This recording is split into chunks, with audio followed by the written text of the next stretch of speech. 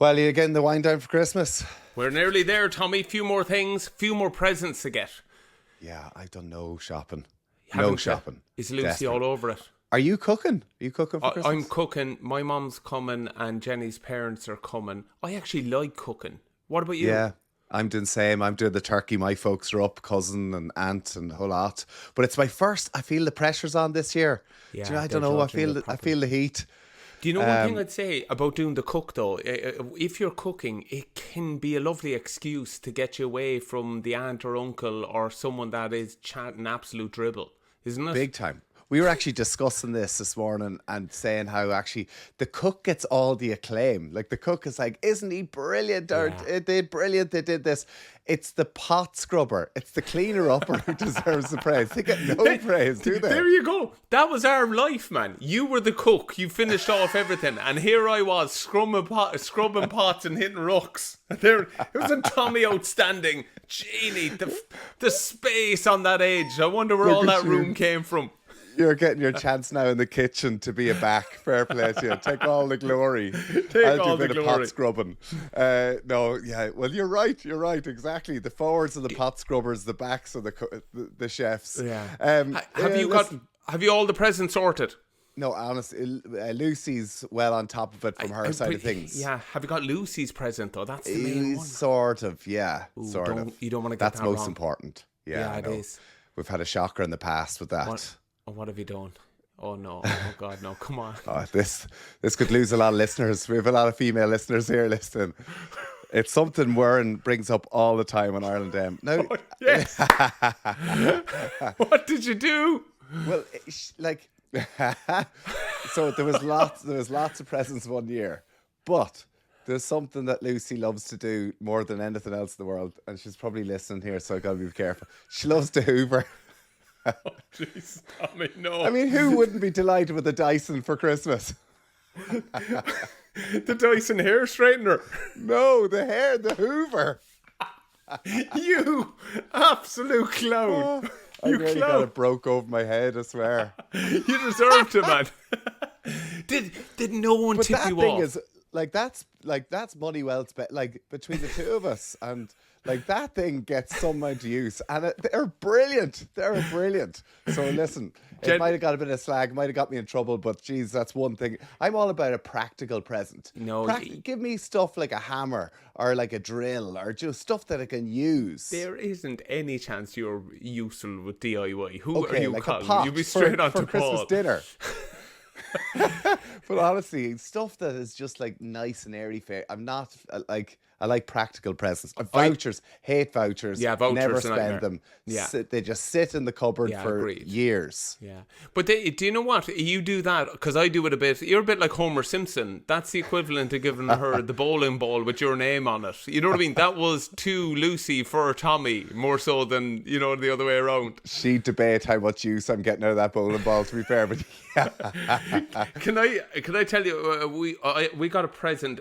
We were quite young, and my nan was so good to us when we were young.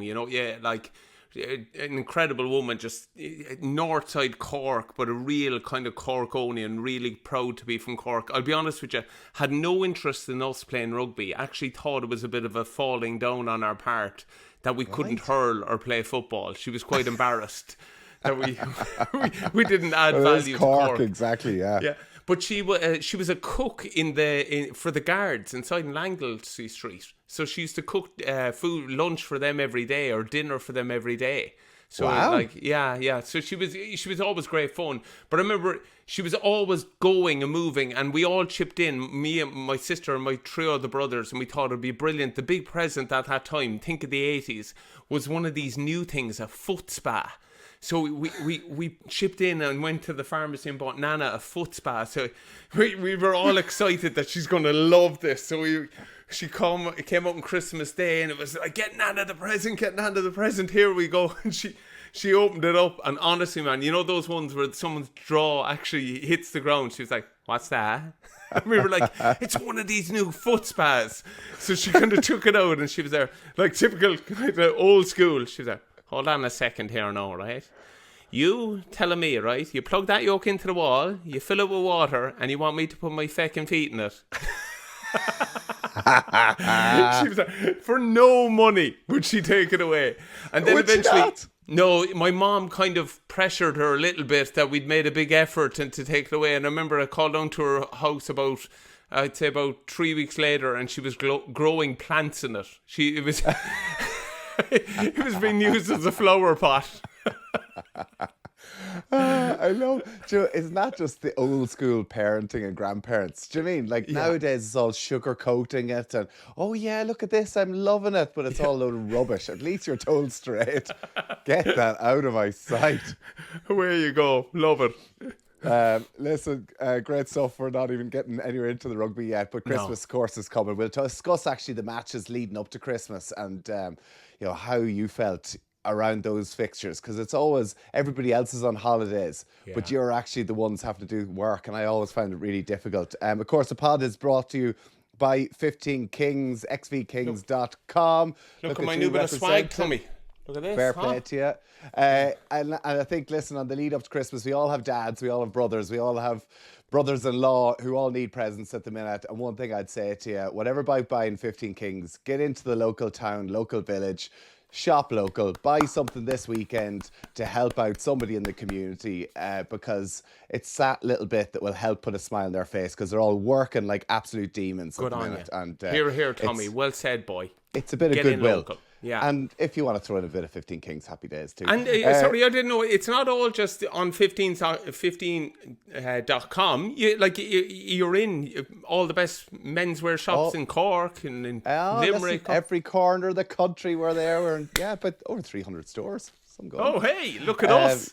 Hey, watch out. Tell you what, that's why I can just about scrape the old podcast here.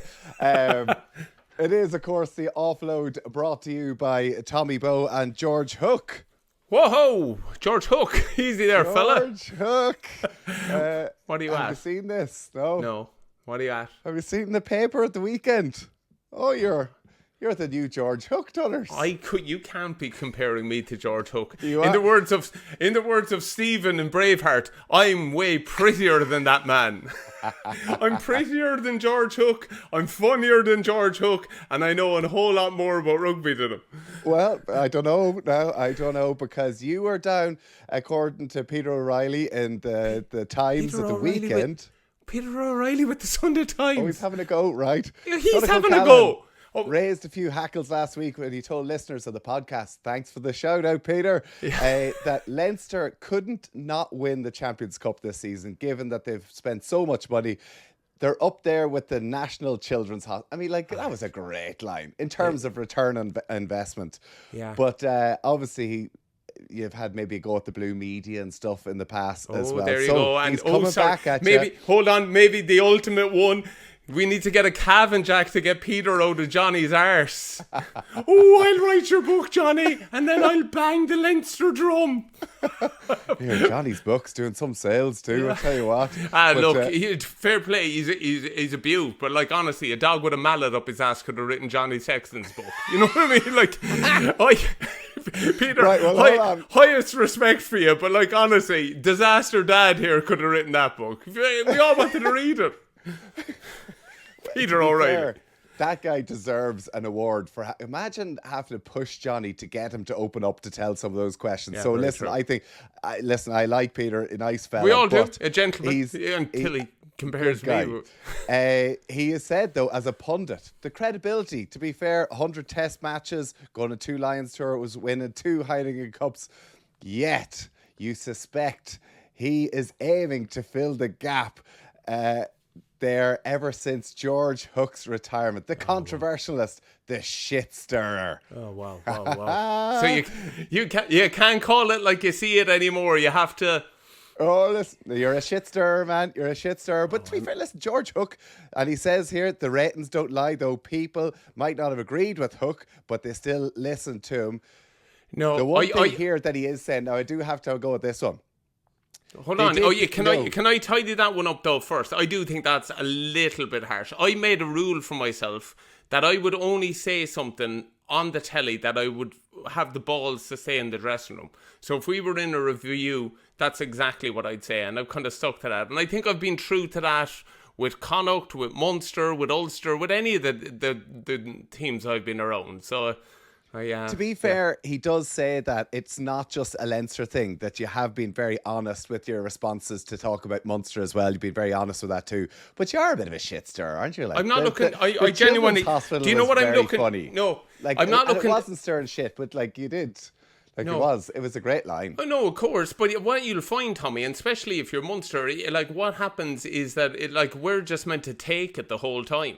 You know what I mean? So it's okay for anyone else to throw grenades, but if a Munster fella says it, it's like, oh geez, you know what I mean? He can't be saying this. That's interesting. You're saying that, right? Because that is quite interesting. Because he did then have a bit of a dig. And he said that people might not have agreed to Hook, but they still listened to him. They knew that the only thing worse than a pundit who talks crap was to say nothing at all. And then he's had a bit of a go at Simon Zebo on Premier Sport. Well done, Peter. Well, unbelievable. Fella just out of the game trying to find his feet. And here comes the scary journalist. Here comes the scary blue journalist. I'll put this young fella in line. Come on, what's he saying? But it's hard. So he just said that basically Zeebs twitched nervously. He got pushed about Munster's performance. And to be fair, Zeebs knows the lads very well. But he did say that there's a solution to this. One that removes all discomfort, removes the risk that you might be charged with disloyalty. Don't accept the job in the first place. So there you go. Shots have been fired, Dunners. Yeah.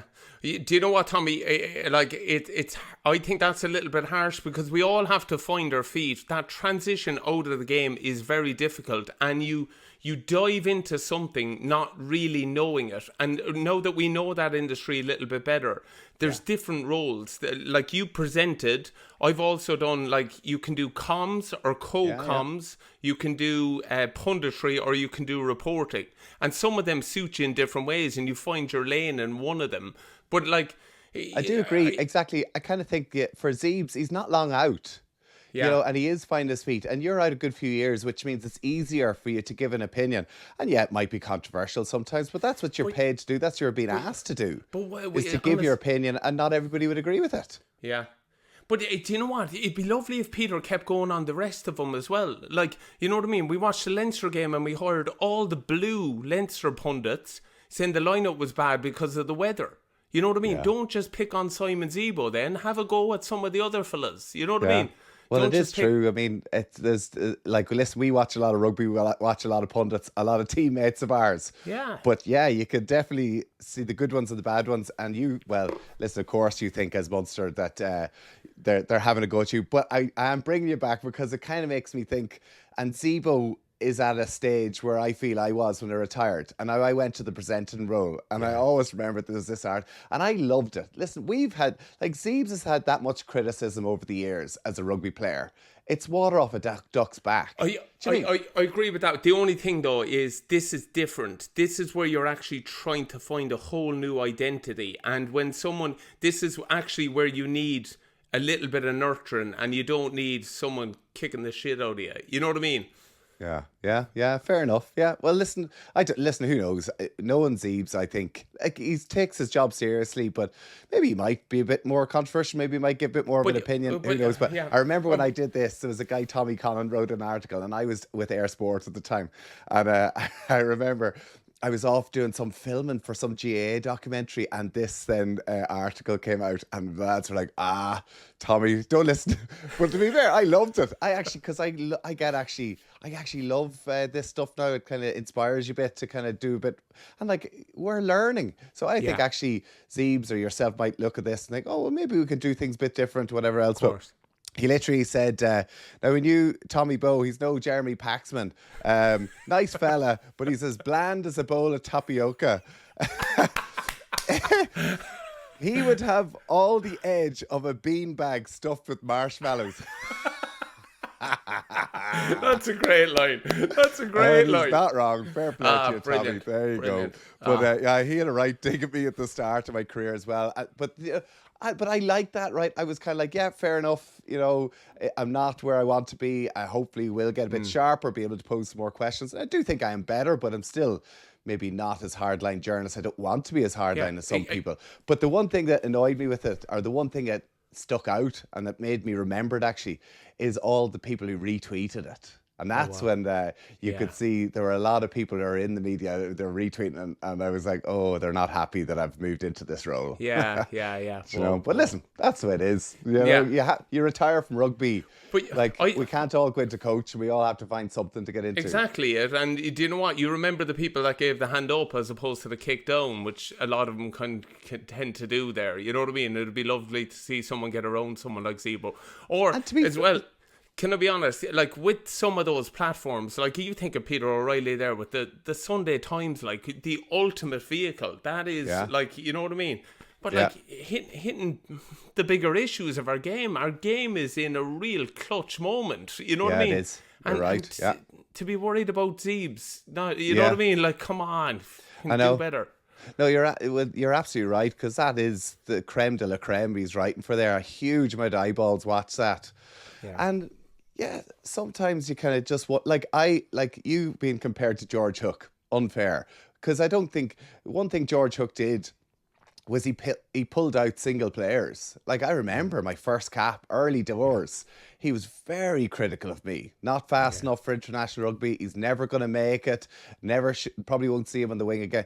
And, you know, when you're a young lad, when you're 20, 21, 18, 19, whatever, like that sticks in your head. And as you say, exactly, you remember the ones who looked out for you. You remember the ones who didn't as well. Yeah. So, yeah, interesting. And it makes me kind of question it a little bit, because I watched Munster at the weekend, parts of it. And like, I just think that Jack Crowley, it seems like the media, the pressure, this whole comparing with Prendergast, I don't know, is it getting to him? He looks like he's kind of just questioning himself on the pitch. And even a few of the interview answers after it, I was listening to him, and he just, you know, he's kind of second guessing things. And I don't know whether it's maybe second season syndrome. You know, that's always the one that's really tricky too, when players, everything goes great first year, you win a Six Nations, second season where you need to back it up.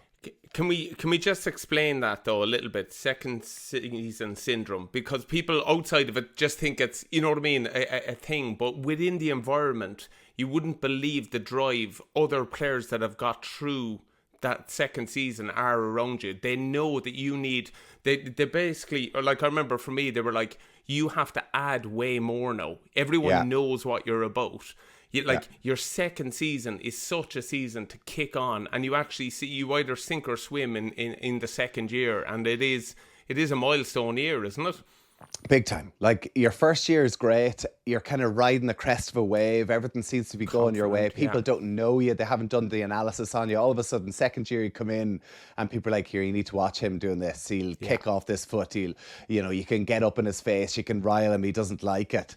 Yeah. And that's where you see the top players. You know, that's where they kind of are able to, the mental strength. But I'll be honest with you, Dunners, my second season wasn't great. And it took me probably 3-4, like I had a great first year, enjoyed it, but it took me probably 2, 3, 4 years to find my legs again. And I just would worry with Jack Crowley that he kind of needs, you know, there's going to be a lot of pressure, particularly Munster-Leinster in a week's time. Like, if Sam Prendergast is picked, if Crowley is picked in that, there's going to be so much made of that.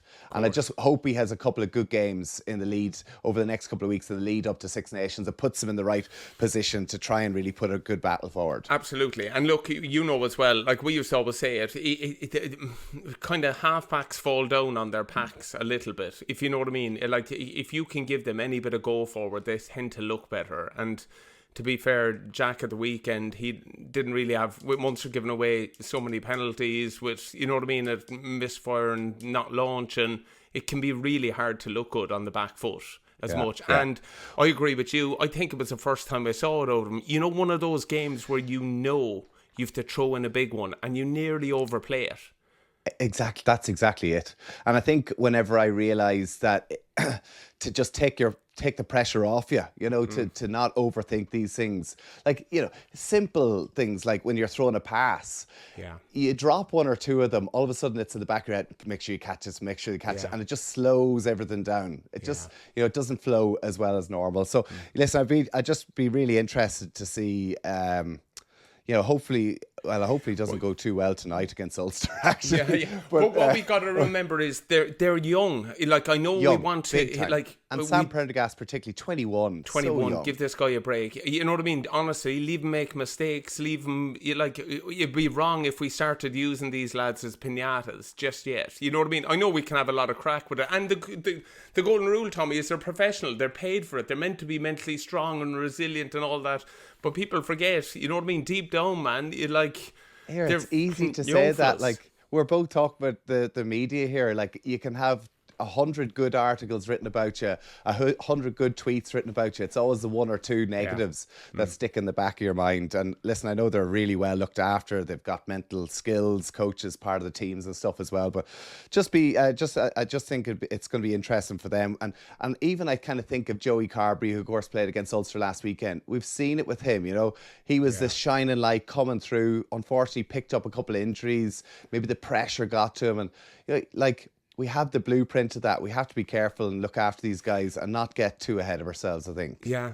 Also, as well, what we got to realise is that the window is getting shorter for them. I think we'll end up being like the NFL, that the likes of Johnny and Cian Healy, we're not going to see that anymore. And the Peter O'Mahonys and the Conor Murrays, the guys that have longevity. Like, you look at the injury list around the country this week. Like, the amount of collisions and bangs and knocks and people that are missing from playing this week.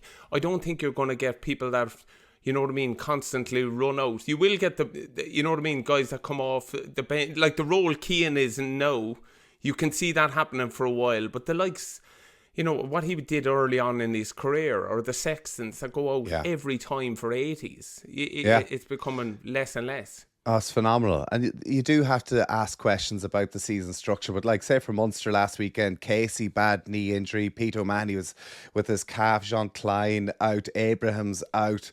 Buehler is out of HIA. Dermot Barron, HIA. Even Ulster's point of view, like Henderson, Izuchukwu, Timoney, Cock, Doak, Morgan, all came off in that match. Like, yeah, it's bruising, it's tough, and there's a couple of huge matches over the next couple of weeks, so it's going to be interesting that as well. Shall we move into the big news? The whole IRFU reveal this week. I tell you what, there was some excitement over this, wasn't it? Who signed the IRFU contract? Oh, that kicked people's cage, Tommy, didn't it? It was so funny. But I thought it was outstanding news. Like, I know everyone was waiting for the big reveal, and they were probably waiting. Felix, didn't you? You thought it was Felix was coming back. I didn't think it was Felix. I thought it might. Genuinely, I thought it might be a corporate sponsor. I thought it might be. You know what I mean? Right. The RFU were pleased to say that we've signed up with Utterly Butterly. The RFU were delighted. Yeah.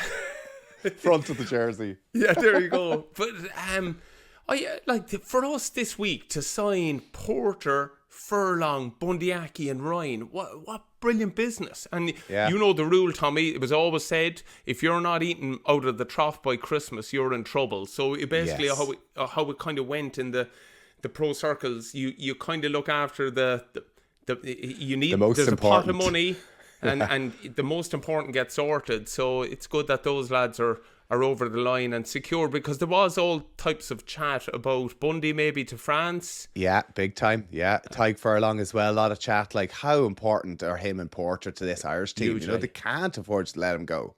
And do you know what? They're the most underappreciated lads of all time. We always forget. Like, you know what I mean? You put Furlong in that Autumn Internationals and he can just add so much more, you know?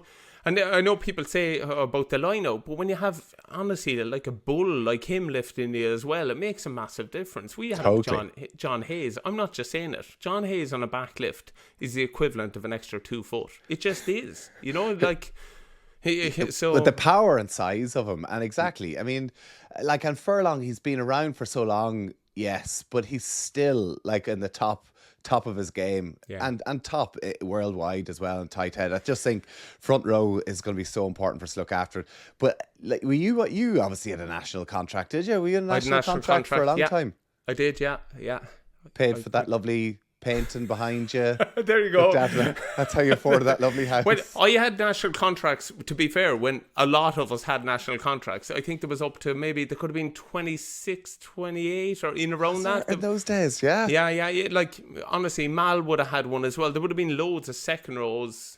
But then, obviously, I don't know this, but I presume the value of players went up. And to reach that, you had to kind of tighten up. But sure, at those stages, remember you had Drico going off to Biarritz, being wheeled onto the pitch, giving a wave to the crowd and all. I mean, he actually went to Biarritz, walked onto the crowd, like literally got their hopes up just to try and get the IRFU to give him a bigger contract. Unbelievable. Wow, amazing. I tried to do it with the Ospreys, but they said, away you go. You ended up signing for him. They were like, brilliant, we'll give us 20 quid if you take him tomorrow. But I was do the big reveal. This will get them really wound up here now. I'll turn up at the Liberty Stadium. No, if he wants to go, no, that's all right. Brilliant. I love that. They would have been gutted if it was Trimble. Tommy, not so much. You can have him. Oh yeah, exactly. Trimble, he's one of our own. Yeah. But like the thing with the national contract, for people who don't know, that means that the IRFU kind of Dublin offices pay for their contracts. I think there's maybe 14 or 15 players get that nowadays. As you said, in years gone by, could have been 20 or so. But it means that the provinces don't have to foot the bill as much. It has changed. You must look it up what the difference is now. But the thing is with this, so Dunners, and it'll bring up a topic we'll discuss another time, but like I think Leinster probably have 12 of the 11 of the national contracts. They've a lot of so them, it just frees up so much money for them. Ulster, I don't think have any. We did have Ian Henderson on one, he's now gone, and Munster probably only have 2 or 3. Well, Connacht they had obviously Pete have Bundyaki and Connor, but they've probably come off it. Yeah, you're right. It'll be interesting. We need to find out how many of them are. Look, you can understand why the RFU are doing it. Thankfully, Tommy, the players' salaries have gone up. None of it. I think both of us would be in agreement. We want the players to get every single penny they get. Like they're not getting paid a wage. They're getting paid money for their future self, for the torment they're going to put their body through. You know what I mean? Especially the way the game is going at the moment. It's so physical. Like you see that story with Stephen Kitsoff, the South African prop last week. He obviously was playing with Ulster as well, that he hurt his neck. There's talk about like millimeters. They said from 2 millimeters. 2 millimeters. But listen to this, Tommy. He's hoping to get back and play. You know what I mean? Like, isn't that incredible? You know, you're like, wow. Yeah. So, no, absolutely. Listen, those guys, you're in it for 10, if you're lucky, 15 years. Try and make as much hay as you can in that period as well. Listen, let's talk quickly about the rugby this weekend. Interpros, here we go, fella. Yeah, Interpros. Yeah, exactly. I mean, do you know what, the last 2 weeks, you kind of were talking about Europe and you're saying, do you know what, just go watch the darts because the Europe is... And I was like, that's a bit harsh. But you were right. Like, the Europe was... Like, without the back-to-back matches, there's not the same interest in it. No, it's like, flat. Like Munster, like Ulster sending a weekend team. Like, can you imagine being the Sharks or Stormers coming up from like Cape Town or Durban, flying up to England to play one match to fly back again? I mean, that is just, it's not fair. Do you mean it's like, it's lunacy in my opinion. Of course, but anyway. And look, I don't want to play both sides of my mouth now with this, but one thing I don't like is this blaming. So everyone's like, we got to get rid of the South Africans, they're the problem.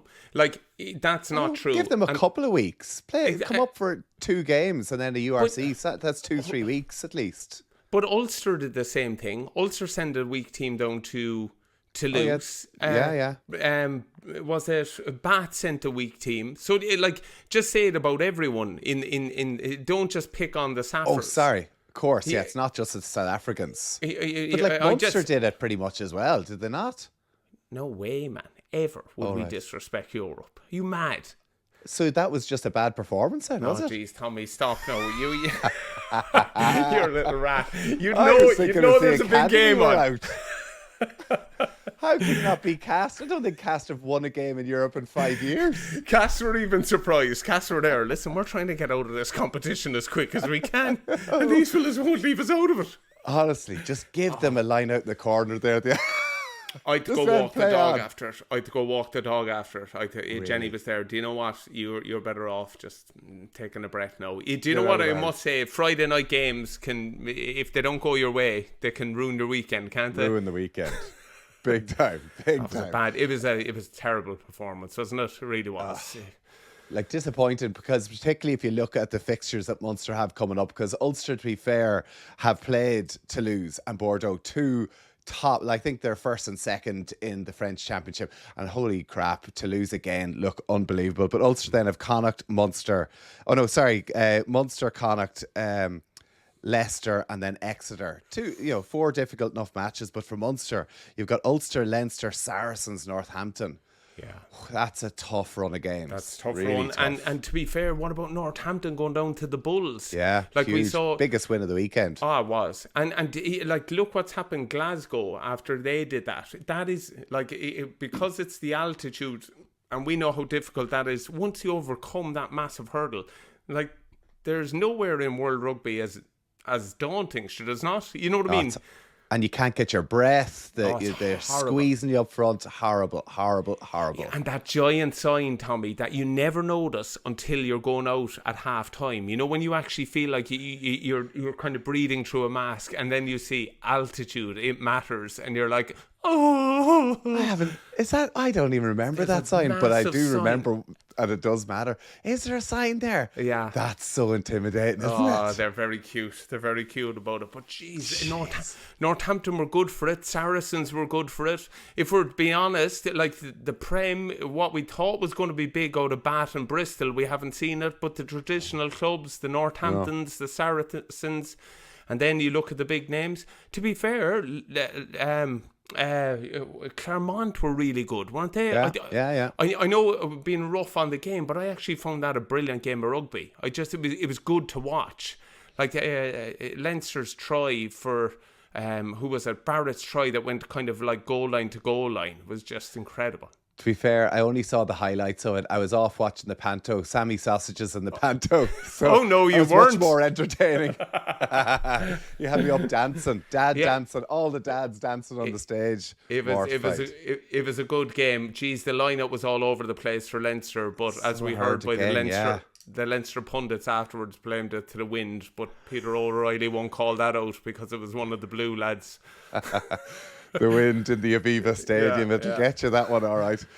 What do you think in Ulster Munster this weekend? Like, did you enjoy these interpros when you were playing? Like, this one at least, it's not on Stephen's Day. Normally you're Stephen's Day and like on New Year's Day or whatever else. This is obviously a little bit earlier, so the guys can actually play the match, enjoy Christmas, and have a day or two after. So it actually falls really well this time around. This is the one we kind of normally found. There was a kind of Christmas party after it, if you know what I mean. It was the lads would target it to have a few drinks after it, and if it was in Ulster, you're getting the double bus home. It's great fun, and that's probably the drive for the week. You know what I mean? Make the bus trip great crack on the way home if we can absolutely love it, you know what I mean, and give it our all. Personally, Tommy, I loved Interpros because it was the only time you really got to put down a marker for yourself as well. Like if you think about it, we're only weeks away from the Six Nations, so this is when you'd want to be hitting your straps for kind of being in the mention in Irish wise, and you know it as well, for earning respect, for going out there and being like, I don't mind being in the trenches with that fella, he's a good player. I remember, I love the Interpros. Interpros, like, exactly. It's all, like, they're the matches that mean the most to the players, I think, outside of international matches. Because, you're up against the fella who you're playing for that green jersey in the Six Nations. There's always a bit of camaraderie after it, but you always want to get one over your opposite number. But the problem was we never played Munster, really, the Interpro around Christmas. It was always Connacht and Leinster. Yeah. And like the Connacht one was always a great derby, but back when we were playing, we'd always have a good enough record against Connacht. But the Leinster one, we could never win. So I used to hate it. So I actually, do you know the Interpro I really enjoyed as well when I was at the Ospreys, because the Ospreys against the Scarlets was a massive match. So huge hatred between those as well. Yeah. But I remember when I was playing over the Ospreys, I wanted to spend Christmas at home one time, and I went and we had to train on Christmas Eve. So we finished training at 12 o'clock. I had to get up to Bristol Airport to get a flight back to Dublin. Had a hire car. I remember I had this little smart car. The weather was horrific. Hairing it up the M1 back to Monaghan to see the family. And got home Christmas Eve night. Literally must be 8, 9 o'clock. Woke up the next morning, had my Christmas dinner, family all around the table, whatever else, opened the presents, and then back into the car again, back down to Dublin Airport. Had to stay in the Radisson to get a first thing in the morning flight back to Bristol and then get to the match. And then the game was called off. I swear. Landed into Swansea and they said the game's called off not because of the pitch conditions. The pitch was fine, but because the supporters, it was too icy, they couldn't let supporters in. They said they weren't going to play it because of that. I was fuming. Whoa. Because that's a commitment you go to, and that's what Christmas, because as a player, like we can't really enjoy the holiday season. No, you don't. Like I used to always have mates coming home from Australia, wherever else around this time, but I was never able to go and see them, never able to go out for pints really. I couldn't eat that much a turkey at Christmas. You can't just watch yourself. Yeah, but not only that, they're also telling you, your buddies that have all come home are going, we're going to your match on, you know what I mean, on Stephen's Day or the game on the 27th, man, we're going to be there. And I'm there. It's great for you, but I'm getting the shit kicked out of me, like, you know what I mean? But I do remember, like, I was, you know it, I liked people, I wouldn't say superstitious, but I was good for routine. And I remember it was close in the Irish setup. I was kind of battling out with Mal for a bit, and big game on kind of like, I think it could have been the 27th. It was probably Stephen's Day again. And I remember I was there like, I'm actually going to have my proper pre-match meal. And I remember my brothers being like, what? Really? I wanted chicken and pasta. For and Christmas they were like, dinner? Yeah, and they were like, listen, man, it's one day in the year, will you? And I was there, no, man, this is my pre-match meal. You are ruining this for us. And I remember that was it. I remember actually having a row with my sister-in-law over a game in Monopoly, and I knew it was purely because I was antsy, getting ready for battle. Well, you are, exactly. You're not in good form. No, you're not. That was the other thing. Like, you're not there to have the crack. And normally you spend that time on your own. You know what I mean? Or with other people that are kind of suffering as well. Whereas, like, or your wife or girlfriend or a housemate who knows the crack, but when all family come over, you just don't understand. They're like, what's wrong with your man? Exactly. Here she is trying to sell Shrewsbury Road for like 200 quid to my brother, or like $1,000 to me, and I'm getting the hump. Monopoly. That's just Christmas fallout. So it is Christmas fallout. But I always I love these games and I love watching them, but I did always find them hard just around Christmas time, when you're really that's when you're envious. You know, I used to get real envious sometimes, big matches, and you're in the bus and you see people with their pints looking up at the bus, and they're all thinking, I'd love to be on that bus, and I'm looking out there and going, I'd love to be you out there in the pints, but particularly around Christmas. We used to have that. We used to train out in the college farm, but when we had to walk past the dressing rooms, there's a load of offices you have to pass, and you could see people looking out going, oh, geez, look at those lucky fellas going out playing rugby, and all of us were there like going, oh, what I wouldn't give to be inside that office now, looking at a spreadsheet. Nice and warm. Give me that now instead of some 20-stone prop running straight at me. Exactly. Oh, no thanks. But I know, it's going to be great. So we've Munster Ulster tonight, and then Leinster Connacht tomorrow night. Jeez, Connacht were good against Perpignan. I watched that game. A really good performance. And to be fair, no, like, they're in a position in the URC to really kick on here, aren't they? Well, I think, listen, and even then from a Leinster point of view, they've won 9 games in a row, and people are critiquing them, like when you've won 9 games in a row. But for Connacht's point, listen, I think Connacht, Ulster and Munster all need the points in the URC. The 3 of them really need to concentrate on URC. Yeah. Like, do you know what I mean? When you say from Munster's point of view, you know, when you have the matches coming up, Saracens Northampton. Like, I know it's against your religion. No, but don't even say it. No. But why? Why do you want to get through to the next stage? Because it's Europe. But you're not going to win it. It deserves it. Yes, we are. We have to always go out. Europe deserves your best. would you not be more inclined to think, let's put all our eggs in URC? No, Like, sorry. Munster is a European Cup team, and if I'd rather we died on our swords and went out and gave that everything every time.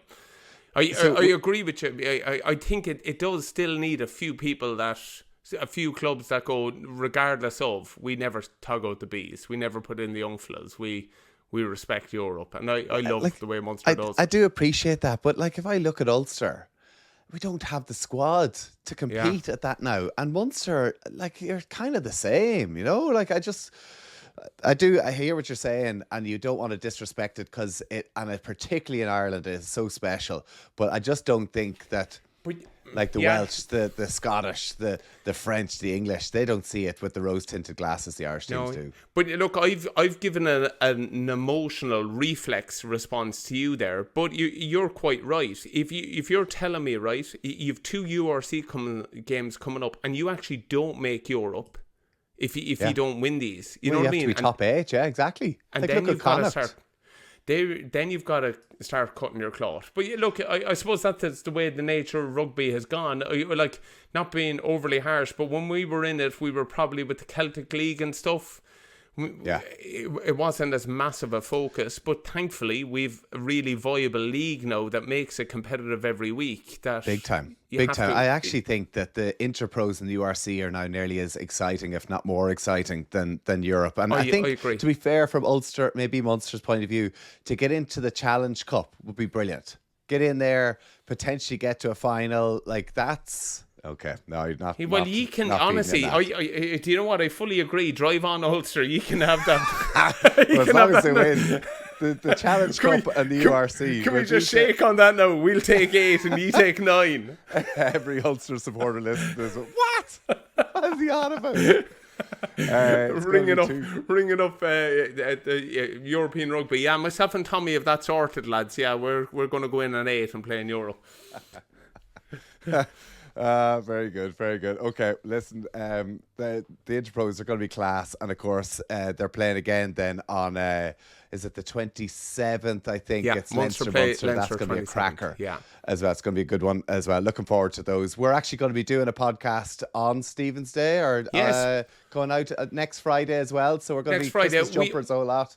Oh, yeah, we thought it was only fair, to be fair. If the lads are going to tug out, we should tug out. And you know what I mean? I know an awful lot of pods do this kind of like, let's shelf a nice team little of the year. The awards. Let's do the awards. We are in our arse. We're going to chat about rugby and chat about crack and chat about some of the silly games that we got over Christmas. What presents that we got as well. Yeah, looking forward to that.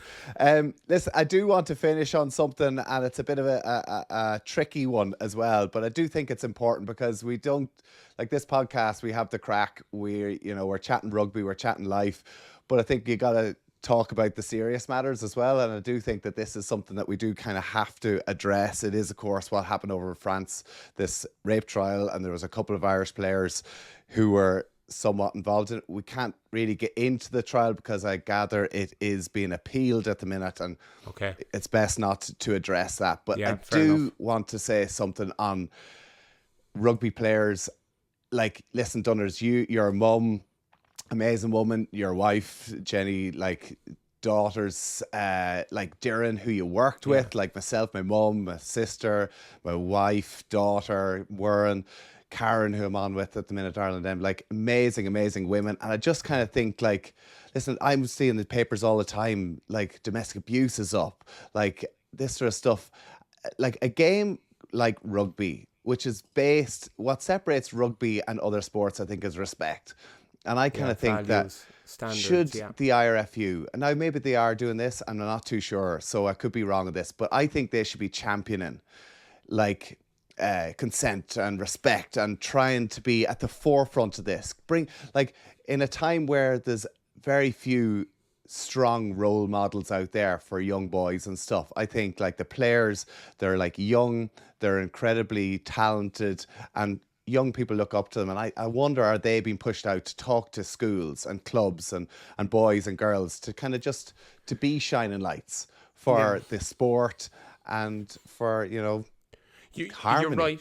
Yeah, and look, I think sport is a language. Take away the love for different games that we all have, but sport can be used as an educational ground to help cultures. So I've been lucky enough to be away on UNICEF trips, and one of the biggest problems when it comes to these camps is gender-based violence goes through the roof. Right. And what UNICEF looks to do is provide safe places where young men can come to learn more and to be educated, because what they might see in their home isn't correct and right. So what they might be learning is bad standards. And it's all through the vehicle of sport. So if they can put on a sporting event, like I'm just picking a game of soccer, and then before it, they can educate young men and boys to have better appreciation for girls, women, be more respectful, and actually chat to them and question what they might think is normal. I think that's a great call. I think rugby should get to the forefront of it and be one of those ones that actually, I agree with you, totally championing it. Because we, as a sport, and especially in our country, we need to do more by our girls. You know what I mean? Like, if you look how much we've pushed on compared to our sisters in the game, it's been really disappointed. And I'm just on about equality there, as opposed to anything as major as some of the issues we spoke about earlier on. But like I look back at that, like I was a professional player at that time, and I'm embarrassed with me from that. Do you remember that when our sisters were playing in Italy and they had the shambles of the travel and stuff? Oh yes, of course. You know what I mean? And we didn't step up. Where was I with my voice? You know what I mean? I was being a selfish fucker looking after myself because I'm a pro, you know? And this is it. And this is why I just think maybe it is something the IRFU and the provinces are doing. I'm not too sure, but I just think that it's something worth bringing up. But do it in the right way, Tommy. Do it in the right way. Like, I was in Worcester and we had to do certain workshops before the season started. So there was one on gambling, there was one on drugs, both domestic and sports, in our performance enhancing. There was one on gambling.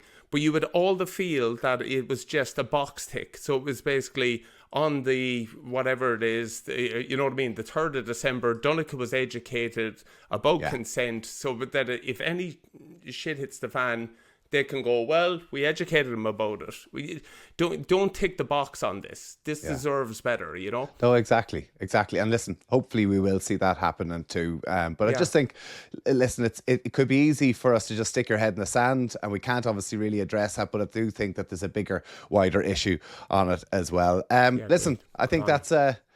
We'll call it a day there from that. Here, you've smallies. Is there excitement about Santa? Unbelievable. Honestly. Oh, yes. So he's good. the best, man. He is the best. He's bloody working hard at the minute, I tell you, to get all the presents, the young bows. He's up the walls. I know we're tight for time, but please, just 2 minutes. Can I tell you about an amazing time Santa really looked after me? I was 7, and when I was small, all I wanted off Santa was a goldfish. I don't know. I asked for a goldfish. I know you shouldn't ask for pets, but look, this time I don't know. What he wanted. Wasn't a foot spa, but it was a goldfish. No, it wasn't. It was goldfish. So I asked Santa for a goldfish. I remember coming down in the morning and my goldfish was asleep. My goldfish was belly up, asleep. And the goldfish, Tommy, all day was asleep. He slept for the whole day. I can't believe it. This is nuts, right? I came down on Stevens this morning. Santa had come back to my house and woke up my goldfish. The goldfish was zipping around the little, the whatever the oak is. Well, if that's not the magic of Christmas, nothing is. Huh? To Santa, lads. To Santa. I didn't know he comes back on the 26th. He obviously didn't wake the goldfish before he left, so he came back to do it. Well, if Santa forgets to bring the batteries this year for all the toys on Christmas Day, I hope he'll come back on Stephen's Day for us as well. What a man. Yeah. Listen, Dunners, have a great Christmas, mate. Great to catch up with you again. And we'll see you on, the 20... Well, we'll see you next Friday. Yeah, see you next Friday. It gets a bit crazy. Go on, 15 Kings, for looking after us today. Get into the shop. Help out a local shop. Slán.